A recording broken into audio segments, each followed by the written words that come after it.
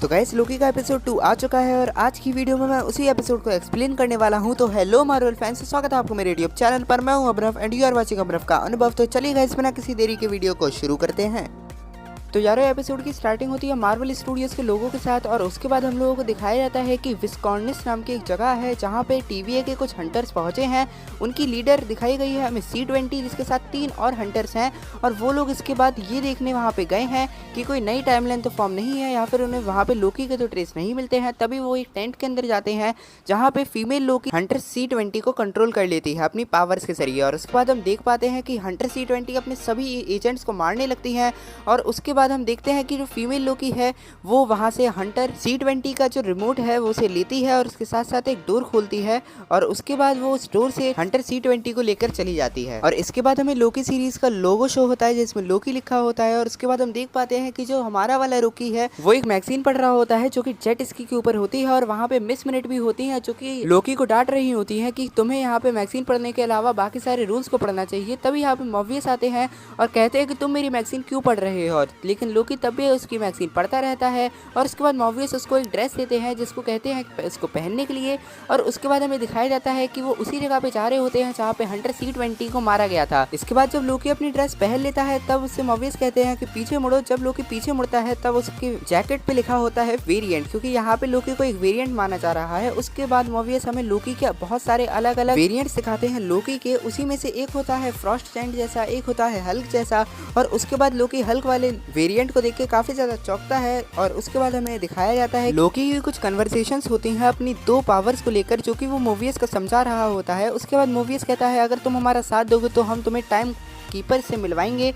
और इसके बाद हम देखते हैं कि सारे हंटर टाइम डोर की मदद से उसी जगह पे पहुंच जाते हैं जहां पे हंटर C-20 को लोकी लेके भागा था। और इसके बाद हमें देखने को मिलता है कि यहाँ पे लोकी से रीसेट चार्जर को लेके कुछ सवाल पूछते हैं लेकिन लोकी इस सवालों का जवाब सही दे देता है। इसके बाद ये लोग टेंट में चाहते हैं जहाँ पे वो लोग फीमेल लोकी को ढूंढने जा ही रहे होते हैं लेकिन लोकी उन सबको अपनी बातों में ऐसा फंसाता है कि वो लोग ये सोचने लगते हैं कि अगर वो लोग बाहर गए तो फिर वो मारे जाएंगे। लेकिन बाद में वो समझ जाते हैं कि लोकी झूठ बोल रहा है और उसके बाद वो लोकी से काफी ज्यादा डिसअपॉइंट होते हैं। इसके बाद वो लोग यहाँ का पूरा टाइम रीसेट कर देते हैं रीसेट चार्जर की मदद से और यहाँ की सारी चीजें नॉर्मल हो जाती हैं। फिर हम देख पाते हैं कि जो टाइमलाइन की ब्रांच न्यू निकली थी वो ब्रांच भी अब धीरे धीरे गायब होने लगती है और टाइम भी दोबारा से रीसेट हो जाता है। इसके बाद सीन कट होता है रेवोना के ऑफिस में जहाँ पे मॉवियस और रेवोना लोकी के बारे में कन्वर्सेशन कर रहे होते हैं। लोकी के बारे में वो ये कन्वर्सेशन कर रहे होते हैं कि क्या उनका लोकी के साथ हेल्प लेना गलत है या सही है। यहाँ पे उनके बीच में कन्वर्सेशंस होती हैं और उसके बाद वो लोग इस निर्णय पे आते हैं वो दूसरे लोकी को पकड़ने के लिए इस वाले वेरिएंट के लोकी की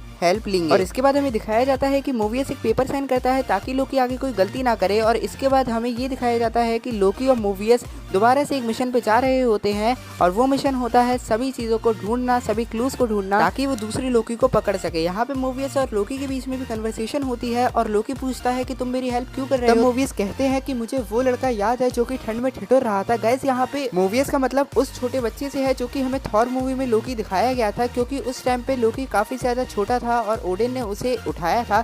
तो यहाँ पे मूवियस लोकी को काफी ज्यादा दया के साथ देख रहे होते हैं। इसके बाद गाइस हम लोग देखते हैं कि वो लिफ्ट से कहीं जा रहे होते हैं और जाने के बाद लोकी से मूवियस कहते हैं कि अब तुम्हारा काम ये होना चाहिए कि तुम सारी फाइल्स पढ़ो, सारे वेरिएंट्स की फाइल पढ़ो ताकि तुम्हें कुछ क्लू मिले कि आगे जाके वो लोकी दूसरा वेरिएंट वाला लोकी क्या करने वाला है।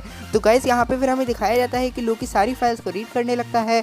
फिर गाइस वो एक लाइब्रेरी में जाता है जहाँ पे वो वहाँ के लाइब्रेरी ओनर से कहता है कि क्या मुझे TVA की शुरुआती फाइल्स मिल सकती है। लेकिन यहाँ पे वो जो लाइब्रेरियन थी वो मना कर देती है। फिर लोकी पूछता है क्या मुझे ब्रह्मांड की शुरुआत से लास्ट तक की फाइल्स मिल सकती है। इस बात पर भी वो जो लाइब्रेरियन होती है वो लोकी को मना कर देती है। उसके बाद गाइस हम देखते हैं कि लाइब्रेरियन फाइनली उसको कोई फाइल देती है जो कि लोकी रीड करना चालू कर देता है। इसी बीच में गाइस लोकी के हाथ में एक फाइल लगती है जिसका नाम होता है डिस्ट्रक्शन ऑफ एस्गार्ड। हाँ गाइस इस फाइल में पूरी थॉर रैग्नारोक में जैसे एस्गार्ड डिस्ट्रॉय हुआ था उसके बारे में दिया गया था। और आप यहाँ पे देख सकते हैं कि वहाँ पे जो टोटल कैजुअलिटी हुई थी वो भी 9719 थी। तो गाइस यहाँ पे हमको क्लियरली बता दिया गया है कि कितने लोग रैग्नारोक की लड़ाई में मरे थे। इसके बाद गाइस गाइस लोकी को एक आइडिया आता है और वो मूवीज से मिलने वहाँ जाता है जहाँ पे मूवीज लंच कर रहा होता है। फिर लोकी वहाँ जाके कहता है कि जरूर जो दूसरा वाला वेरिएंट का लोकी है, जो विलन लोकी है, वो किसी ऐसी जगह पे छुपा हुआ है जहाँ पे डिस्ट्रक्शन होने वाला है। फिर लोकी मूवीज को उसके लंच के द्वारा समझाने लगता है, जैसे कि वो उसके सैलेड में काफी ज्यादा नमक और मिर्च डालने लगता है, जिससे मूवीज काफी ज्यादा परेशान होता है। फिर यहाँ पे वो कैसी के पास जाता है और वहाँ से एक जूस लेके आता है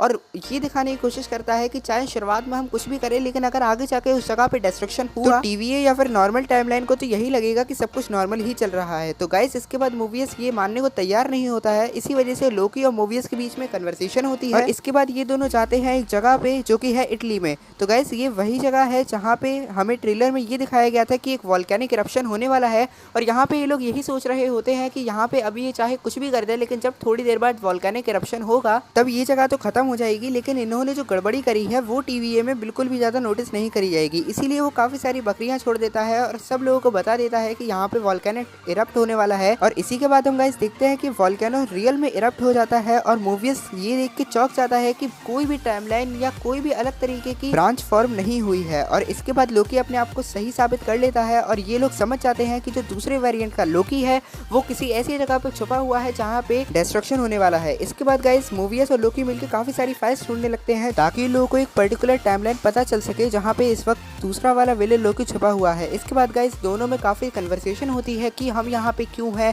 हमारा यहाँ अस्तित्व क्या है, हमारी लाइफ यहाँ पे क्यों है। जहाँ पे मूवीज बताता है कि उसको जेट स्की काफी ज्यादा पसंद है और वो अपनी लाइफ में एक ना एक बार जेट स्की चलाना चाहता है। और इसके बाद गाइस हम लोग देखते हैं कि मूवीज को एक आइडिया आता है, इसलिए वो लोकी को लाइब्रेरी में लेके जाता है और कहता है कि मेरे को एक और क्लू मिला है जिसकी मदद से हम दूसरे विलेन लोकी को ढूंढ सकते हैं। तब वो निकालता है वही चॉकलेट जो चॉकलेट हमें गाइस एपिसोड 1 में दिखाई गई थी, काओलोई। और गाइस अब इन लोगों को समझ आ जाता है कि विलन लोकी किसी ऐसी जगह पे छुपा हुआ है जहाँ पे काओलोई चॉकलेट बनती है। और गाइस अब इनके पास 2 क्लू हो जाते हैं, इसीलिए मॉर्फियस चाहता है रेवेना के पास परमिशन मांगने के लिए ताकि वो अपना मिशन कंटिन्यू कर सके। और इसके बाद गाइस वो काफी और फाइल्स देखने लगते हैं जिसमें से हमें एक फाइल दिखती है जिसका नाम होता है डिस्ट्रक्शन ऑफ बाइफ्रॉस्ट। तो गाइस ये फाइल जरूर हो ना हो थॉर के टाइमलाइन की है जब थॉर ने बाइफ्रॉस्ट को तबाह किया था। इसके बाद गाइस रेवेना उसको परमिशन देती तो नहीं है, लेकिन बाद में उसको मनाता है कि हमारे पास बहुत सारे क्लू हैं, हम इस बार लोकी को पकड़ सकते हैं, इसलिए रेवेना परमिशन दे देती है और कहती है कि तुम लोग मिशन पे जा सकते हो। इसके बाद गाइस लोकी और मूवीज रेडी हो जाते हैं मिशन पे जाने के लिए और उसके साथ साथ हंटर भी 15 भी जा रही होती है। और अब वो लोग जा रहे होते हैं अलेबामा में जहाँ पे बहुत बड़ा तूफान आने वाला है और वो लोग जाते हैं रॉकस्टार्ट कंपनी पे। और गाइस अगर आप लोगों ने आयरन मैन देखी होगी तो आपको मालूम होगा कि पीछे हमें कई बार रॉकस्टार्ट कंपनी का नाम पहले भी दिखाया गया है। और ये लोग रॉकस्टार्ट कंपनी में जाते हैं और वहाँ पे विलेन लोकी को ढूंढने लगते हैं। तो गाइस यहाँ पे टीम बनती है कि लोकी और मिस हंटर वहाँ पे जाएंगे एक साथ ताकि वो लोकी को ढूंढे और बाकी के जितने भी कमांडर्स हैं और हंटर्स हैं वो सब जाएंगे मॉर्फियस के साथ। तो गाइस यहाँ पे जब टीम बन जाती है तब ये लोग जा रहे होते हैं, लेकिन हमें तुरंत मालूम पड़ता है कि जो विलन लोकी है वो इन सब को कैमरास के थ्रू देख रहा होता है। इसके बाद गाइस हम देख रहे होते हैं कि यहाँ पे ये लोग प्लांट सेक्शन में जा रहे होते हैं जहाँ पे उसको एक इंसान दिखता है और यहाँ पे हंटर भी 15 पास में जाके उससे पूछती है कि तुम कौन हो, लेकिन ये निकलता है गाइस हमारा विलन लोकी और ये हंटर भी 15 को टच करके उसके शरीर में चला जाता है। तो गाइस उसके बाद हम देखते हैं कि ये जो जिस इंसान के शरीर में पहले था वो बेहोश हो जाता है और फिर हंटर भी 15 बात करने लगती हैं दूसरे लोकी से, यानी कि अब दोनों लोकी एक दूसरे से बात कर रहे हैं और इन दोनों के बीच में एक कन्वर्सेशन होती है कि तुमने मेरे को ढूंढ लिया। लोकी कहता है कि हाँ मैंने तुमको ढूंढ लिया, मैं अभी तक टीवी को धोखा दे रहा था और मेरा मेन पर्पस तो था तुमको ढूंढना ताकि मैं तुम्हारी हेल्प कर सकूं और अपनी भी, हम दोनों मिलकर कुछ भी कर सकते हैं।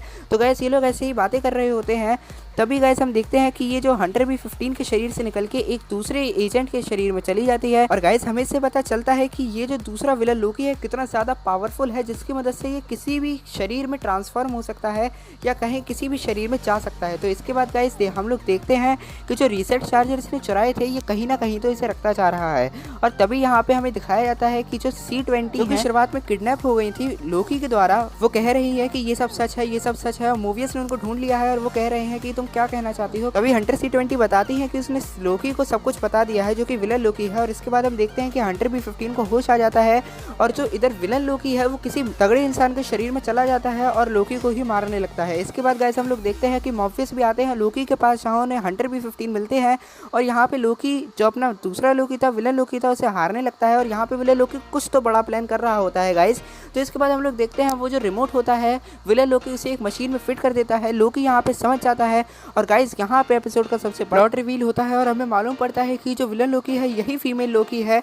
और गाइस ऐसा हमको काफ़ी बार सेट फोटोज से भी पता चल चुका है। यहाँ पे हमारा वाला जो लोकी है वो काफ़ी ज़्यादा सरप्राइज हो जाता है और यहीं पर ही टाइमर ख़त्म हो जाता है और हमें मालूम पड़ता है कि ये जो लोकी है ये क्या करने वाला है। तो गाइस हमें फिर दिखता है कि सारे के सारे रीसेट चार्जर्स जो है वो चालू होने लगते हैं, स्टार्ट होने लगते हैं और अचानक से हम लोग देखते हैं कि पूरे मॉल के रीसेट चार्जर्स ऑन हो जाते हैं। और उसी के अगले सीन में हम लोग ये देख पाते हैं कि रीसेट चार्जर के साथ साथ टाइम मशीन वाला जो टाइम डोर है वो भी ओपन होता है और सारे रीसेट चार्जर कहीं ना कहीं तो चले जाते हैं गाइस।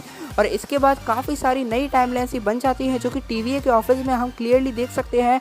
और यहाँ पे काफ़ी ज़्यादा लोग टेंशन में आ जाते हैं कि क्या हो रहा है, इतनी सारी टाइमलाइंस कैसे बन रही हैं और इसको हम रीसेट कैसे करेंगे। और यहाँ पे जो 2 एजेंट दिखाए हैं वो काफ़ी ज़्यादा परेशान होने लगते हैं कि ये एकदम से इतनी सारी टाइमलाइन कैसे बन गई।